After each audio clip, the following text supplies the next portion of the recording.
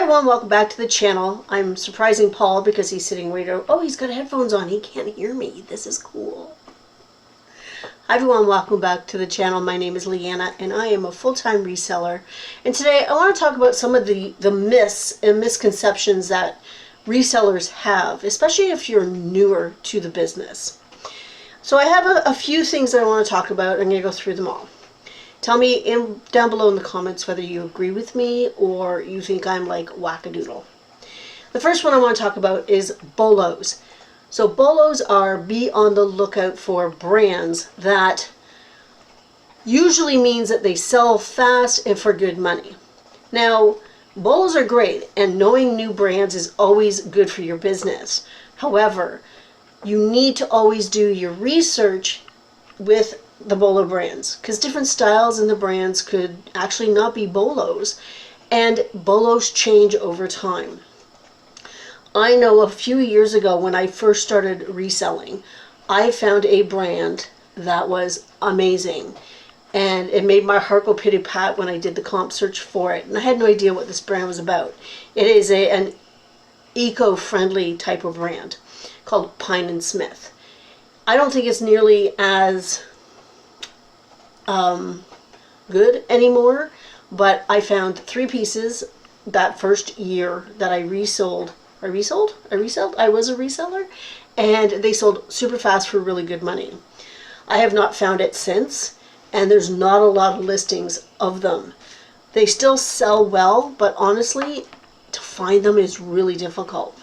I would still, if I found it again, number one, I would see if it was my size because it's amazing. It feels, they're usually a linen and a cotton. They're amazing. And I would do the comp search because it's been so long. So always do a comp search with BOLO brands. They're good for opening up your horizons and opening up your mind to different things, but always rely on your own research. When you're new and you go to YouTube to watch videos, if you're watching a BOLO brand video, make sure it's recent. And so BOLOs are great, but there's also that behind it, you need to still do your research.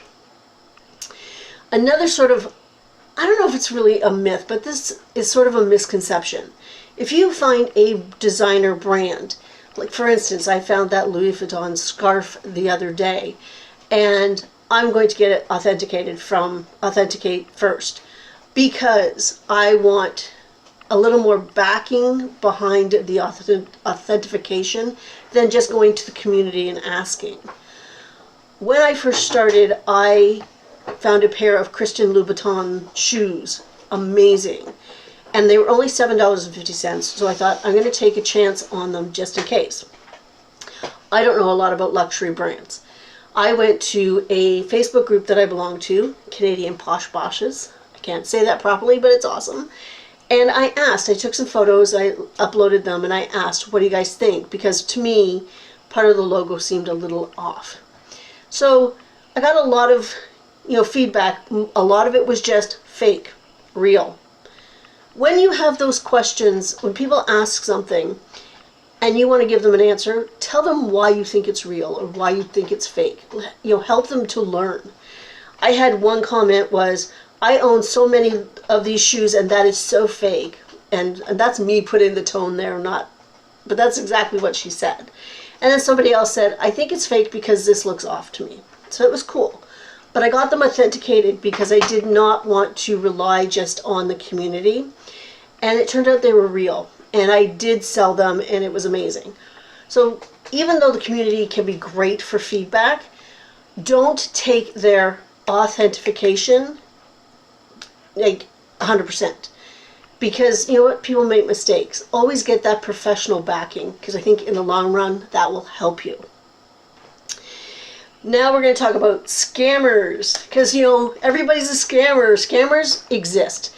There are people out there that will try and cheat you and lie to you and try to get things for free and try to get refunds when they don't deserve it. Absolutely, they exist. You need to be aware of them for sure. However, they're not nearly as in existence as you may think.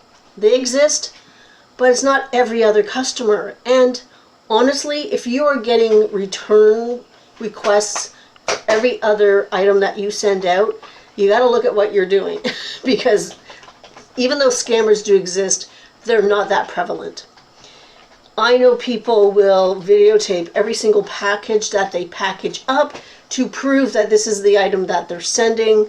And for me, I think you could use your time much better by just, describing the item to the best of your ability and putting down every last little flaw or anything. I think taking videotapes because you're afraid of scammers is kind of a waste of time, because scammers, yeah, they do exist, but not nearly to that extent. Can you make a full-time income reselling? Absolutely. But what does that mean? I mean, there are so many different, definitions of full-time income. I know that for me, I make a full-time income, but my monthly expenditures are not that high, so it's different for me. I've almost replaced my full-time income from the last job I had, which is fantastic. But you know what? Can you make a full-time income? Yes. But you also have to know what you need to make in order to live your life.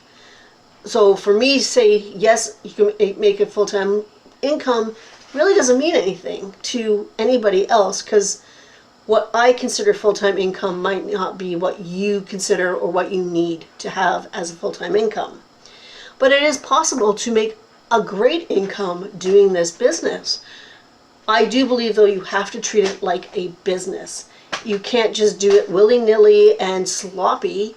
You have to sit down and know your cost of goods and know your cost of doing business and know what your expenditures are every month and how many sales you get and the fees you pay. I'm getting tongue-tied.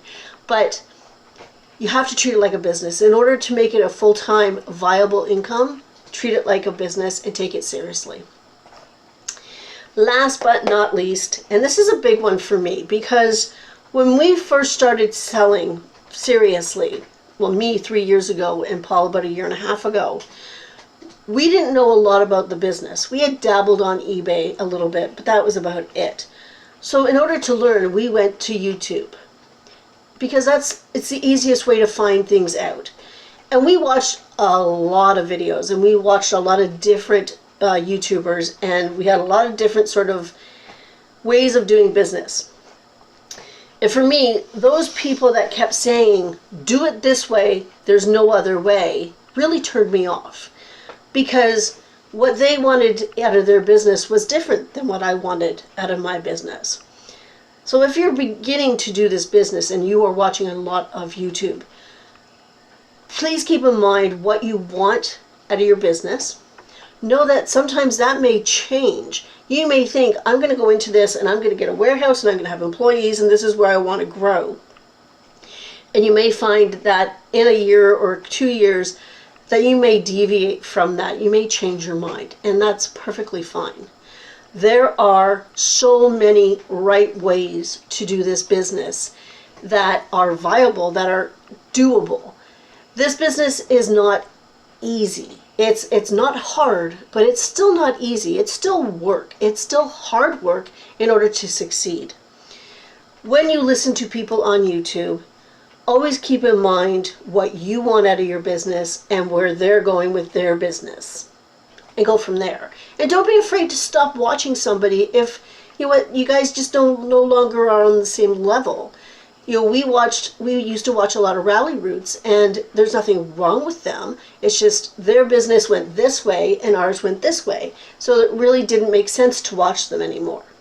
And that's okay. Yeah, so those are about all I have to say about the myths or the misconceptions right now.